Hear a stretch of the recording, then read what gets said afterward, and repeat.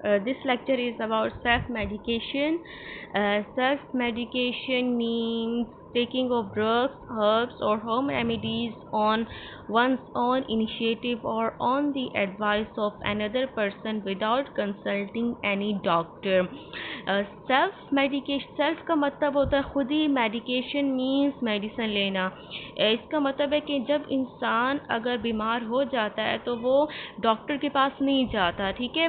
वो क्या करता है कि घर में अगर कोई मेडिसिन पड़ी हुई होती है तो वो वही खा लेता है, या कोई होम रेमेडी ट्राई करता है। होम रेमेडी मीन्स कोई घरेलू टोटका ट्राई करता है, और या अपने फ्रेंड के मशवरे पे या उसकी एडवाइस पे कोई मेडिसिन खा लेता है without consulting any medical doctor. किसी मेडिकल डॉक्टर के पास नहीं जाता, घर में बैठ के खुद ही कोई ना कोई मेडिसिन खा लेता है, ठीक है। Next slide is about why do people use self medication. के जो लोग होते हैं वो सेल्फ मेडिकेशन क्यों यूज़ करते हैं, ठीक है, ख़ुद से मेडिसिन क्यों खाते हैं। इसकी बहुत ज़्यादा फैक्टर्स हैं, बहुत ज़्यादा रीज़न्स हैं। पहला है अर्ज ऑफ सेल्फ केयर, अपना ख्याल रखने के लिए। लैक ऑफ टाइम मीन्स के लोगों के पास इतना टाइम नहीं होता, इतनी उनकी बिजी रूटीन होती है, उनके पास इतना टाइम नहीं होता कि वो क्लिनिक या हॉस्पिटल जा सके, ठीक है। तो वो क्या करते हैं, घर में अगर कोई मेडिसिन अवेलेबल होती है तो बस उसी पे खा के गुजारा कर लेते हैं, ठीक है। Third one is lack of health services. Lack of health services का मतलब है कि क्या मे भी इंसान जिस एरिया में रह रहा हो वहाँ पे हेल्थ सर्विसेज ना हो, इतनी अच्छी हेल्थ सर्विसेज ना हो, तो वो क्या करता है कि अगर घर में कोई मेडिसिन पड़ी होती तो वो खा लेता है, ठीक है। फाइनेंशियल प्रॉब्लम्स भी हो सकती हैं कि आजकल जो हेल्थ सर्विसेज हैं वो बहुत ज़्यादा एक्सपेंसिव हो गई हैं, तो लोग इतने अफोर्ड नहीं कर सकते, तो वो लोग क्या करते हैं, फाइनेंशियल प्रॉब्लम्स की वजह से घर में कोई मेडिसिन पड़ी होती है तो वही खा लेते हैं, ठीक है। Ignorance, misbelief, excessive advertisement of drugs. इनका मतलब है कि लोगों के अंदर इतना शऊर नहीं है, ठीक है। उनको अगर छोटी मोटी तकलीफ हो जाती है तो वो इतना सीरियस नहीं लेते, घर में कोई मेडिसिन पड़ी होती है वही खा लेते, ठीक है। Last one is excessive advertisement of drugs. Self medication का एक और रीज़न ये भी हो सकता है कि भाई टीवी में बहुत ज़्यादा कमर्शियल्स ऐसे होते हैं जो ड्रग्स के बारे में होते हैं, जिसकी वजह से इंसान को थोड़ी बहुत अवेयरनेस आ जाती है, तो वो क्या करता है कि वो ही मेडिसिन खाना शुरू कर देता है जिसकी वो टीवी वाले कमर्शियल दिखा रहे होते हैं। Next slide is about factor influencing self medication. There are number of factors. First one is presence of medicine, family pressure, society, friends, books, magazines. इसको हम रिसोर्सेज ऑफ सेल्फ मेडिकेशन भी कह सकते हैं कि भाई सेल्फ मेडिकेशन के कौन कौन से रिसोर्सेज हो सकते हैं। फ्रेंड्स भी हो सकते हैं, सोसाइटी भी हो सकती है। अगर घर में मेडिसिन पड़ी हुई है तो वो भी सेल्फ मेडिकेशन का रिसोर्सेज है, ठीक है। बुक्स में बहुत ज़्यादा नॉलेज होती है, तो वो लोग बुक्स पढ़ते हैं तो उनको ड्रग्स के बारे में बहुत ज़्यादा नॉलेज हो जाती है, तो वो जब उनके पास नॉलेज होती है तो वो प्रेफर नहीं करते कि वो डॉक्टर के पास जाएं। वो क्या करते हैं कि भाई खुद से कोई ना कोई मेडिसिन खा लेते हैं। मैगज़ीन्स में बहुत ज़्यादा एडवर्टाइजमेंट की हुई होती है लोगों ने ड्रग्स के बारे में, तो लोगों को वहाँ से भी एक नॉलेज मिल जाती है, एक रिसोर्स मिल जाता है सेल्फ मेडिकेशन का के लिए, ठीक है, खुद से दवाई खाने के लिए। सेल्फ मेडिकेशन हाइपोथेसिस ये कब प्रेजेंट हुआ था, इन 1980s में, ठीक है। और ये क्यों प्रेजेंट हुआ था कि भाई वहाँ उस वक्त सोशोलॉजिस्ट जो थे वो ये देखना चाहते थे कि जो लोग होते हैं वो ये इंडिपेंडेंट नहीं है, ये डिपेंडेंट है, ठीक है। Individual become dependent on heroin. Why individual become dependent on heroin और कोकाइन, के जो लोग होते हैं वो क्यों हीरोइन पे और कोकाइन पे, ये ड्रग्स हैं, ठीक है, उन पे क्यों डिपेंड होना शुरू कर देते हैं। इंडिविजुअल डिस्कवर स्पेसिफिक एक्शंस और effects of certain substances and then use specific substances to relieve. के फॉर एग्ज़ाम्पल एक इंडिविजुअल है, ठीक है, उसने एक मेडिसिन ले ली, उसको उस मेडिसिन की वजह से उसको रिलीफ मिल गया, ठीक है। अब कुछ दिनों बाद क्या होता है, उसको कोई और प्रॉब्लम स्टार्ट होती है, तो वो क्या करता है, उसने जो पहली जो मेडिसिन खाई होती है वो ही उसी मेडिसिन को दोबारा से खा लेता है। क्यों? इसलिए खा लेता है कि भाई उसको पता होता है कि ये मेडिसिन जब मुझे पहले रिलीफ दे सकती है, मीन्स कि आराम दे सकती है, तो ये मेडिसिन अब मुझे इस प्रॉब्लम के लिए भी आराम दे सकती है। ठीक है, तो ये क्या, ये एक मिस बिलीफ है। यहाँ पे एक मिस बिलीफ का यहाँ पे पॉइंट था अभी, मिस बिलीफ। यहाँ पे why do people use self medication, miss belief की वजह से भी इंसान जो लोग होते हैं वो सेल्फ मेडिकेशन यूज करते हैं। ठीक है, disorder, some disorder with increased risk for self-medication include, first one is depression, second one is bipolar, third one is post-traumatic stress disorder. First we will discuss depression, कि जब इंसान अगर depression का शिकार होता है, ठीक है, डिप्रेशन में होता है, तो तब भी इंसान सेल्फ मेडिकेशन यूज़ करते हैं, मीन्स कि खुद से कोई ना कोई मेडिसिन खा लेता है। Some depression is a mood disorder associated with feeling of sadness और एंगर। इसमें क्या होता है कि इंसान को बहुत ज़्यादा खफा सा होता है और कभी कभार उसको गुस्सा भी आ जाता है। डैट इम्पैक्ट डेली लाइफ, तो इसकी वजह से उसकी जो डेली लाइफ की जो एक्टिविटीज़ होती हैं वो भी बहुत ज़्यादा इफ़ेक्ट हो रही होती हैं। अच्छा, without proper treatment symptoms of depression could turn into dangerous feeling of self harm और हार्म थ्रू अदर। अगर डिप्रेशन का वक्त पे सही इलाज नहीं होता डिप्रेशन का, तो क्या होता है कि वो एक डेंजरस फीलिंग भी बन सकती है, जिसपे क्या होता है, इंसान या खुद को नुकसान पहुंचा सकता है या औरों को भी नुकसान पहुंचा सकता है। Next one is bipolar. Bipolar जो है वो एक्सट्रीम फॉर्म ऑफ डिप्रेशन भी उसे कह सकते हैं। ठीक है, it is extreme form of depression, and bipolar disorder is a severe psychiatric and psychological disorder that involves specific variation of an individual's mood, behavior and emotions. इसमें क्या होता है कि मूड स्विंग्स होती हैं, इंसान कभी बहुत ज़्यादा खुश होता है और कभी बहुत ही ज़्यादा खफा होता है या कभी बहुत ही ज़्यादा रोना स्टार्ट कर देता है। ठीक है, इस कंडीशन में भी इंसान सेल्फ मेडिकेशन यूज़ कर सकता है। ठीक है, और bipolar disorder should be manage by train health care professional. Bipolar disorder को एक आम डॉक्टर इसका इलाज नहीं कर सकते, एक जो प्रॉपर साइकेट्रिक होता है वो इसका इलाज कर सकता है। Next one is anxiety and symptoms. Anxiety and stress are very common, however it can be difficult for people to realize that anxiety and stress level they are experiencing may require professional treatment. अच्छा, anxiety की भी different forms होती हैं और stress की भी different forms होती हैं। ठीक है, एक होता है stress minor level का होता है और एक इतना severe नहीं होता, उसे कहते हैं मॉडरेट। ठीक है, एक होता है माइनर, मॉडरेट एंड सिवियर। तो जब माइनर किस्म का स्ट्रेस अगर इंसान को होता है तो वो इंसान अगर सेल्फ मेडिकेशन भी यूज़ कर ले तो इट्स ओके। अगर वो स्ट्रेस सिवियर किस्म का है तो उस स्ट्रेस में इंसान को सेल्फ मेडिकेशन यूज़ नहीं करनी चाहिए। इसमें क्या करना चाहिए, इंसान को प्रॉपर साइकोलॉजिस्ट या साइकेट्रिस्ट के पास जाना चाहिए और अपना पूरा ट्रीटमेंट करवाना चाहिए अगर उसको क्रॉनिक स्ट्रेस है दैन। ठीक है, self medication to deal with stress and anxiety is very common, and it can hard for individual to realize when they should seek professional help and support. ठीक है, इंसान को अगर सेल्फ एंजाइटी स्ट्रेस होता है तो इंसान को समझ नहीं आती कि इंसान को कब साइकेट्रिस्ट के पास जाना चाहिए और कब नहीं जाना चाहिए। कब जाना चाहिए, जब इंसान को क्रॉनिक स्ट्रेस हो, बहुत ज़्यादा एक्सट्रीम लेवल का अगर उसको स्ट्रेस है और एक्सट्रीम लेवल की किस्म की इसको एंजाइटी है, तो तब उसको उसके पास जाना चाहिए, साइकोलॉजिस्ट के पास या साइकाइट्रिस्ट के पास। अच्छा, next one is post traumatic stress disorder, PTSD। अच्छा, PTSD ये एक डिसऑर्डर है। ये कब डिसऑर्डर होता है, when a person experience stress after experiencing traumatic event.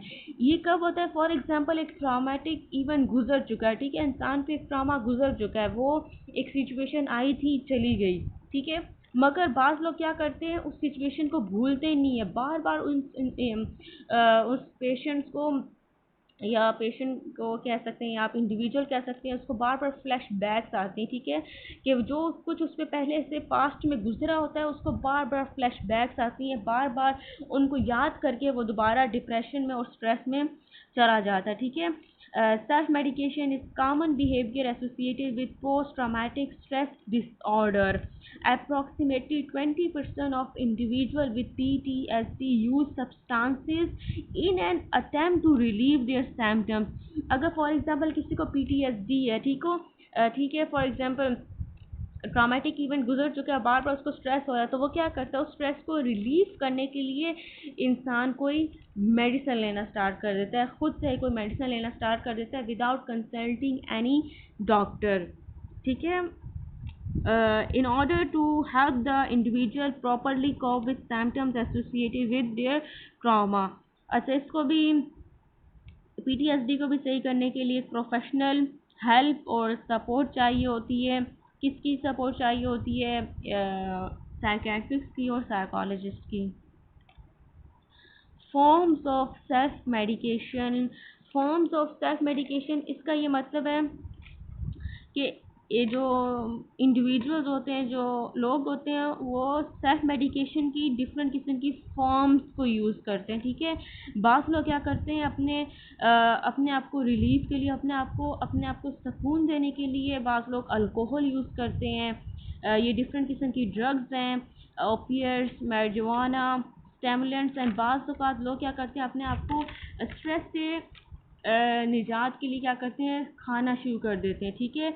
So food is also a form of self-medication. So there are many ways to self-medicate, and some are beneficial and less harmful than other. Example of some harmful options used to self-medicate include alcohol, opiates, marijuana, stimulants, and food. First we will discuss alcohol. Alcohol बहुत ज़्यादा common है, जिनको stress होती है वो अपने आप को अपने आप को रिलीफ करने के लिए, अपने आप को सुकून देने के लिए क्या करते हैं, अल्कोहल का यूज़ करना स्टार्ट कर देते हैं। Alcohol can be temporary relief, ये आपको टेम्पररी तौर पर सुकून देती है, ठीक है। Symptoms of depression and anxiety, however when use regularly it can lead to dependence. अगर आप इसको रेगुलरली यूज़ करेंगे तो आप डिपेंडेंस का मतलब है आप उसके आदी हो जाएंगे, ठीक है। तो इंसान फिर अगर एक चीज़ का फिर आदी हो जाए तो वो इंसान उसके बगैर नहीं रह सकता। तो जो अल्कोहल है वो सेल्फ मेडिकेटिंग की भी एक फॉर्म है, और ये बेनिफिशियल तो नहीं है, खैर हार्मफुल ही है।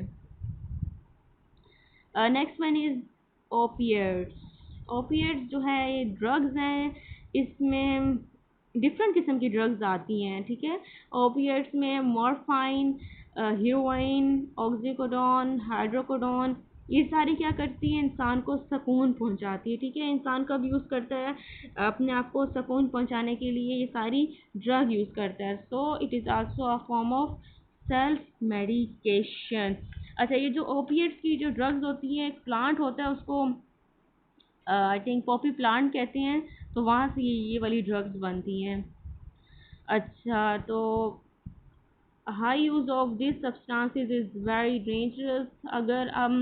अगर कोई इंसान इसका बहुत ज़्यादा यूज़ करता है तो वो उसकी सेहत के लिए बहुत ज़्यादा ख़तरे का बायस होता है, ठीक है। अगर इसका बहुत ज़्यादा यूज़ किया जाए तो ये इससे इंसान की मौत भी वाक़ई हो सकती है, ठीक है। Marijuana is also known as cannabis, has been recognized by the United Nations are the most widely used substance among people with depression. जो लोग डिप्रेशन का शिकार होते हैं वो अपने आप को सुकून पहुंचाने के लिए ये ड्रग यूज़ करते हैं। It is also form of self medication, और इस ड्रग का नाम है कैनबिस भी कहते हैं इसको, और मैरिजुआना भी कहते हैं, ठीक है। Stimulants or amphetamines are prescribed for the management of some condition including ADHD. Stimulants भी एक किस्म की ड्रग है, और इससे भी क्या होता है, इंसान को सुकून मिलता है, ठीक है। अपने आप को सुकून पहुंचाने के लिए बाज़ लोग स्टिमुलेंट्स भी यूज़ करते हैं। अच्छा, ये जो ड्रग्स होती है मोस्टली ये ज़्यादातर मेडिकल के स्टूडेंट्स ही यूज़ करते हैं। क्यों यूज़ करते हैं? क्योंकि उनको उनके पास इन ड्रग्स की ज़्यादा नॉलेज होती है, इसलिए वो ही ज़्यादा यूज़ करती हैं ड्रग्स। इसमें एम्फिटामाइन, स्टिमुलस में एक ड्रग आती है amphetamine. Amphetamine, use of amphetamine can cause major damage to various organ system, specially cardiovascular system. अच्छा, इसका अगर अब स्टिमुलस का अगर हम ज़्यादा यूज़ करेंगे तो इसका ये हमारे जो बॉडी के जो डिफरेंट ऑर्गन्स होते हैं, पर्टिकुलरली कार्डियोवास्कुलर सिस्टम को भी बहुत ज़्यादा इफ़ेक्ट कर सकती है। अच्छा, हम कोई भी ऐसी जितनी भी ड्रग्स हमने पढ़ी हैं, चाहे ओपियट्स हो गई या मैरिजुआना या स्टिमुलेंट्स, ये सब परमानेंट रिलीफ नहीं देती हैं। क्या करती हैं? इंसान को वक्ती तौर पे, टेम्पररी तौर पे रिलीफ देती हैं। ठीक है। Next one is food. Food, अच्छा यहाँ पे टर्म्स लिखी हुई है इमोशनल ईटिंग और बिंज ईटिंग। इमोशनल ईटिंग और बिंज ईटिंग का मतलब है कि जब इंसान एक वक्त में बहुत ज़्यादा जब खाना शुरू कर देता है। बाज़ औक़ात ऐसे भी लोग होते हैं जब वो स्ट्रेस में होते हैं या डिप्रेशन में होते हैं, तो वो अपने स्ट्रेस और डिप्रेशन को ख़त्म करने के लिए क्या करते हैं? बहुत ज़्यादा खाना शुरू कर देते हैं। ठीक है। तो ये भी क्या है? ये भी सेल्फ मेडिकेशन है। ठीक है। It is a form of self medication. अपने आप को सुकून पहुंचाने के लिए लोग क्या करते हैं? बिंज ईटिंग, बहुत ज़्यादा खाना शुरू कर देते हैं। According to a study published in 2015, self-medicating with food may temporarily reduce stress in people। तो ये भी क्या है? ये भी एक इंसान को वक्ती तौर पर, टेम्परेरी तौर पे स्ट्रेस से निजात दे देता है, मगर परमानेंटली तौर पर ये भी स्ट्रेस से निजात नहीं देता। ठीक है। अगर हम एक वक्त में बहुत ज़्यादा खाएंगे तो क्या होगा? इसके नेगेटिव इम्पैक्ट पड़ेंगे किस पे? फिजिकल हेल्थ पे। ठीक है। Using food to cope with feelings of sadness can cause decrease self-esteem, loss of self-control, and can have a negative impact on physical health through unhealthy weight gain। तो क्या होगा? जब एक इंसान एक वक्त में बहुत ज़्यादा खाएगा तो उसका वेट भी बहुत ज़्यादा बढ़ जाएगा, उसकी फिजिकल हेल्थ बहुत ज़्यादा इफ़ेक्ट होगी बिंज ईटिंग की वजह से, इमोशनल ईटिंग की वजह से। अच्छा, prevention of potential risk associated with self medication. इसमें हम पढ़ेंगे कि भाई यहाँ पे सेल्फ मेडिकेशन को रोकने के लिए जो लोग हेल्थ प्रोफेशन के साथ एसोसिएटेड है, वो क्या रोल अपना परफॉर्म कर सकते हैं। अच्छा, role of health professionals can perform they are performing three basic role in their daily practice. First one is information, therapeutic advice, and the last one is education. First, we will discuss education. Whenever health professionals are prescribing drugs, he should give proper instruction and explain for what it is prescribed so that it will be helpful for the patient to understand। इसका ये मतलब है कि जो doctors होते हैं, ठीक है, जो पेशेंट को जब मेडिसिन दे रहे होते हैं तो उनको चाहिए कि प्रॉपर इंफॉर्मेशन दें उन्हें। ठीक है। कि भाई ये मेडिसिन आपने कब यूज़ करनी है। ठीक है। और इसके दिन में कितनी बार आपने यूज़ करनी है। और give information should be at patients comprehension level. इसका मतलब है कि इतनी इंफॉर्मेशन देनी चाहिए जो कि पेशेंट को आसानी से समझ आ जाए। ठीक है। इतने कॉम्प्लिकेटेड वोकेबलरी और इतने कॉम्प्लिकेटेड वर्ड्स यूज़ नहीं करने चाहिए पेशेंट को इंफॉर्मेशन देते वक्त। Therapeutic advice. Lack of therapeutic compliance is a serious problem in both acute and chronic treatment. If patients are not well informed, they are unlikely to use medication correctly। इसमें भी वही बात की जा रही है कि एडवाइस करते हुए भी आपने प्रॉपर बताना है कि ये आपने एक दिन में कितनी बार ये डोज लेनी है। ठीक है। और इसका जो ट्रीटमेंट कोर्स है, इसकी ड्यूरेशन कितनी है, और आपने ये मेडिसिन किस तरह से लेनी है। ठीक है। अगर पेशेंट को ये सारी बातें पता होंगी, अगर नहीं पता होंगी तो वो कभी भी वो मेडिसिन नहीं लेगा। अगर उसको ये सारी बातें डॉक्टर ने डिटेल से बताई होंगी तो वो मेडिसिन ले लेता है। ठीक है। Next one is education. Proper health education should be given to the patient। कि हेल्थ से रिलेटेड जितनी भी एजुकेशन होगी, जितनी भी आपके पास नॉलेज है, वो सारी आपने किसको देनी है? पेशेंट को देनी है, ठीक है। This aspect is of particular importance with respect to the self medication of children by their parents.